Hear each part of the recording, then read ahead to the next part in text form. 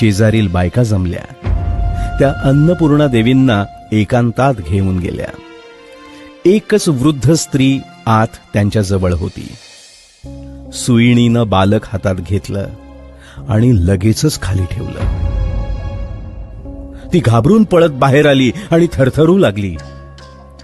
सुईणीला ते बालक विचित्र वाटलं. जमलेल्या इतर बायकांपैकी एक वृद्धा धाडस करून आत गेली आणि तिने तेजपुंज, सुडौल आणि सुदृढ बालकास पाहिले. त्या बालकास उचलून घेण्याचा तिला मोह झाला. तिनं ते तेजपुंज बालक उचलून घेताच आपल्या आयुष्यभराचे श्रम एका क्षणात नाहीसे झाल्याचे तिला वाटले.